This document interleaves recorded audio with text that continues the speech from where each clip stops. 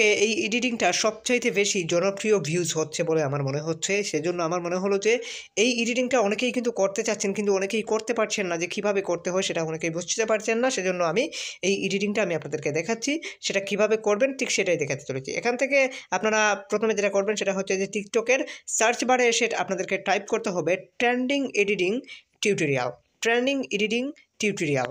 So এটা লিখে search করবেন, জাস্ট এতটুকু লিখে আপনারা সার্চ করবেন। সার্চ করার পর আপনাদের সামনে এরকম একটি ইন্টারফেস ওপেন হবে।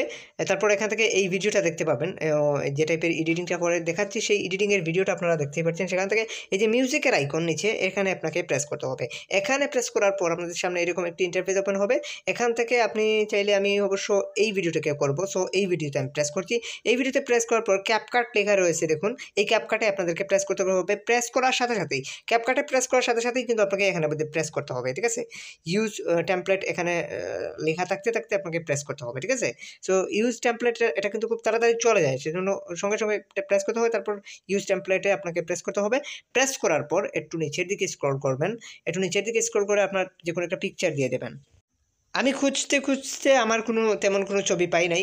এখান থেকে একটা মেয়ের ছবি পাইছি, টেকনোলজি বিভাগের একটা ভিডিওর মানে পিকচার পেয়েছি, তো এটাই দিয়ে আপনাদেরকে দেখাচ্ছি। দেখতেই পাচ্ছেন এটা কিন্তু অটো এডিট হয়ে যাচ্ছে। সত্যি কথা বলতে আমি কোনো ছবি তুলি না, এই আর কি। কারণ হচ্ছে আমি ভিডিওতে যা দেখেন আপনারা তাই। তো তারপর এখান থেকে আপনারা চাইলে কিন্তু এটাকে সেভ করে নিতে পারবেন।